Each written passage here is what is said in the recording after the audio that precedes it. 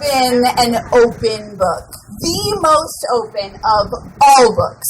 Most people go through life wearing a suit of defense mechanism armor, but not me. No, I've always been more of an emotional nudist, just letting it all hang out, streaking down the street, waving my baggage over my head like a bra I was ready to burn. And this is the story of the awkward first date that changed all of that. We were sitting on the beach in Yaffo with a blanket and some booze, and he said to me, "Ariane, you seem like a really nice girl, which is why I'm really nervous about what I'm about to say to you, but I have something in my pocket that I really want for us to use together tonight." And I said, "Okay, what is it?" And he pulled out a sheet of paper with the headline, 36 questions that make strangers fall in love. Apparently, in a lab, if two perfect strangers answer these 36 queries perfectly honestly and perfectly openly, they will leave the lab in love. And being an emotional exhibitionist, I agreed. Things started off a little rocky. If you could have dinner with anyone, alive or dead, who would it be? I said Moses, he said Muhammad Ali. Things got a little bit better when asked, an ideal day in the life, what would it contain? And we both said barbecue and sex. But after I had to tell my most embarrassing moment, he said, "Ariane, stop. It doesn't feel honest to me. It doesn't feel real. I don't feel like I really see you." And I said, "What do you mean? I'm being a totally open book." And he said, "But it doesn't feel true.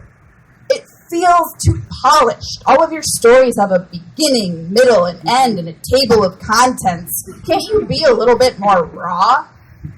And I said, "Look, I don't know what to tell you. My dad's a professor of public speaking. I've been an actress my whole life, and now I'm a writer for a living. I can't be less polished. I can't unknow how to tell stories."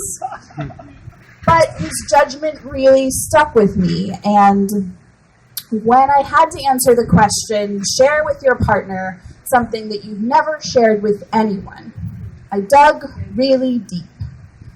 And I thought of one memory, just one, that was so jagged and so complicated and so painful that I'd hardly even contemplated it myself. But I wanted to be raw for him. So I pulled it up really slowly, and like barbed wire, it caught on bits of my organs and little chunks of my self-esteem stuck to it. And I laid it out on the blanket between the vodka and the bamba, and it just sat there stinking like garbage that environmentalists pull out of the stomach of beached whales to prove how much we fuck the oceans. And I sat there with, like, internal bleeding where it used to be, and I waited for him to poke it with a stick or say something. But he was just quiet. And it was just silent. Just the sound of the waves.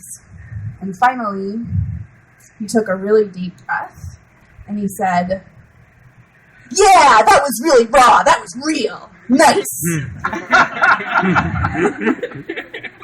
And I didn't feel okay with that at all. I felt totally betrayed by this stranger.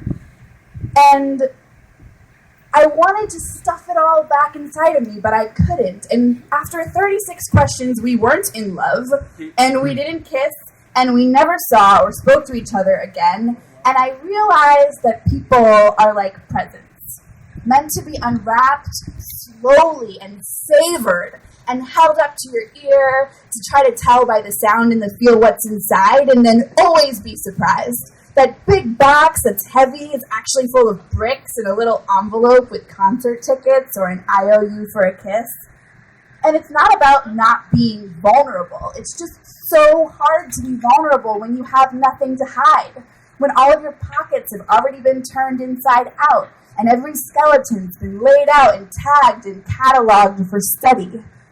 And maybe there's something to be said for keeping some doors closed, some books shut, some pieces of our lives for only us to know, or kept in the maze in our hearts where only the bravest and truest of explorers go.